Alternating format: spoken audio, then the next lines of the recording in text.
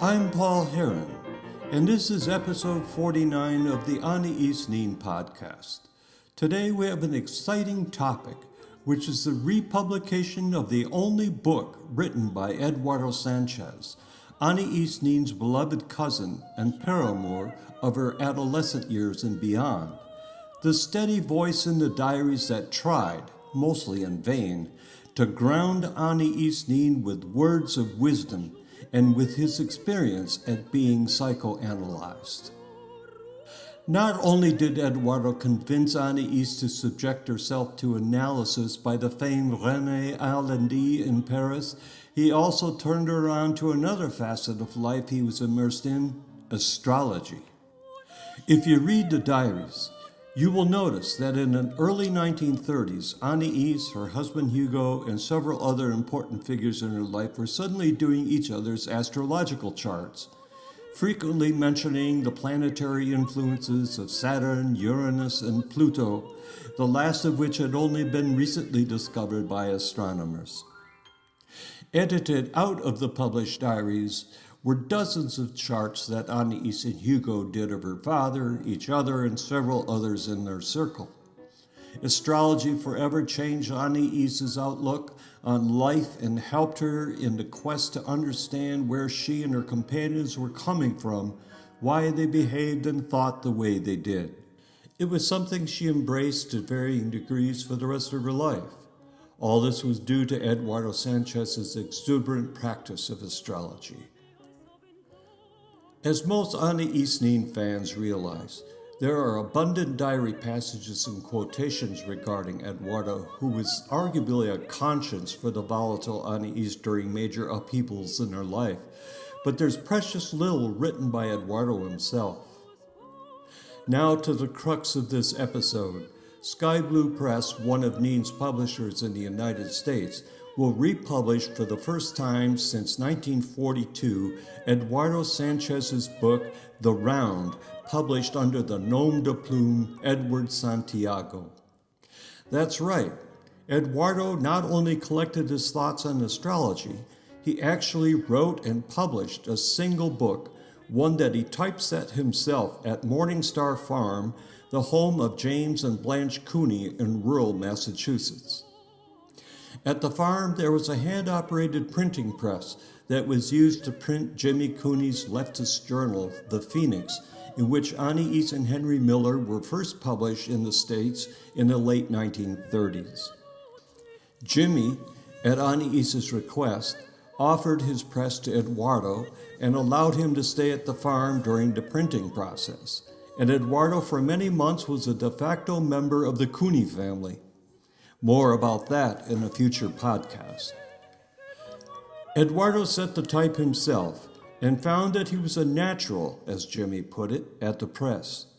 The result was a beautifully produced volume with a run of 125 copies in 1942, which Eduardo sent to his family and friends, and which has been out of print ever since. Until now, that is.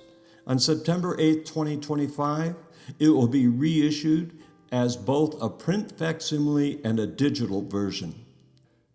Recent reactions to the book include a statement from prominent astrologer Laura Clarkson, who says, "The Round tells the story of how astrology brought together the fragmented pieces of Edward Santiago's psyche after decades of seeking self-awareness through psychoanalysis, as an actor, and through travel and philosophical exploration. His brilliant insights regarding recurring planetary cycles reveal the astrological links that tie together the charts of many historical geniuses in the arts and sciences." The book, in short, is part memoir, part scientific study, part mysticism, part historical document, and is steeped with Eduardo's passion in his effort to produce it. Today, I offer you a sneak peek at The Round. The first thing I had to do in order to republish it was to procure one of the few remaining copies of the original edition. And I have to tell you, I got really lucky to find one online for a ridiculously low price. The only thing I hoped for was that it would be a nice, clean copy to make a facsimile with. Not only was the copy perfect, I was shocked to see that it once belonged to an important figure in Anais' life in the 1940s, Martha Jaeger, Anais' first American psychoanalyst. I realized immediately that the planets must have been aligned serendipitously when I got the idea of republishing it. I had recalled Henry Miller praising it in one of Anais' diaries, and ever since I had wondered about this mysterious book, which was finally in my hands. I'm a trained scientist, contrary to most people's assumptions about me, so astrology, not being a hard science, was completely new to me, and I'll admit to having been a skeptic. But when I perused the pages of the round, I was amazed at how much science and mathematics was involved. Charts, graphs, planetary data, complicated calculations, all of which piqued the left side of my brain. But then, appealing to the other half of my brain, there were strong doses of historical, religious, and artistic figures, mysticisms, and beliefs in the power of the planets and stars in our lives. So I, for one, loved the book with all my brain, and that's unusual for me. Another aspect of the book is its unique use of linguistics. The chapters are mostly titled in Latin, the subject of one of my favorite high school studies. Yes, back then you could take Latin in high school. And there's an abundance of French, my favorite literary language. But one does not need to know these languages to understand the content. The meaning falls into place quite naturally. Eduardo Sanchez, I found out, is a gifted writer as well as a meticulous scholar. I know that if I had ever met him, I would never run out of things to discuss with him. In fact, those who did know him seemed to feel the same way. To say that he gloated in the dark is reasonable, and thankfully, he left us with The Round, a gem of a book. The title refers to one of Eduardo's main topics, which is planetary cycles that recur again and again over history in strangely predictable but fascinating ways.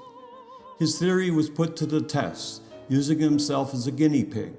He discovered that his life followed 12-year cycles. I quote, "I was born in 1904 when the sun was in conjunction with Jupiter in Aries, when, after a lapse of 12 years, Jupiter returns to the conjunction. So he traces the 12-year cycles beginning in 1904 throughout his life and realizes that each cycle marks the beginning and end of significant life events. For example, in 1916, he leaves his home in the West Indies for the United States. 12 eventful years later, in 1928, he returns to the West Indies and then heads to Europe.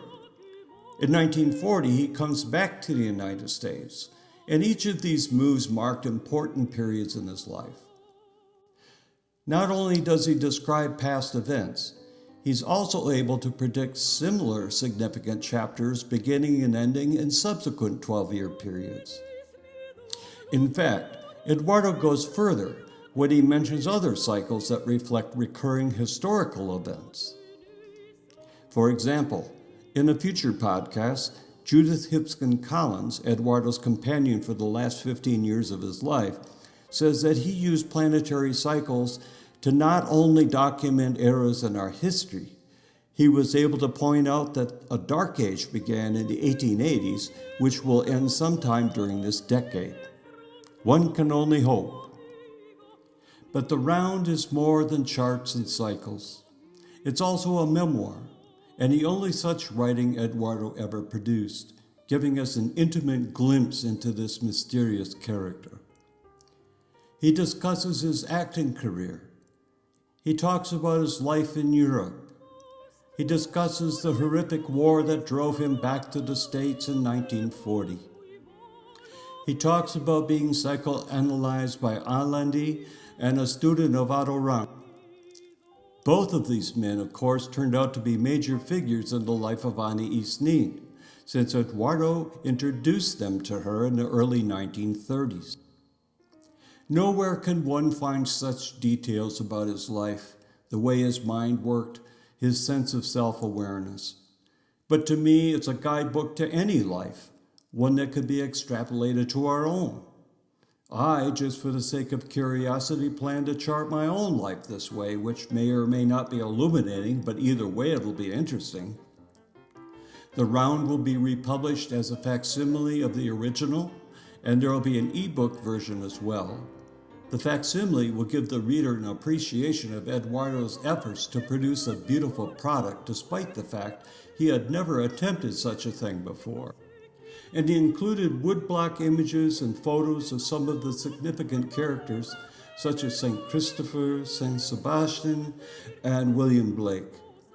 His star chart for Blake with analysis included, which I, for one, find fascinating. I can only imagine what would have happened if Eduardo had met Blake, who died 80 years before he was born.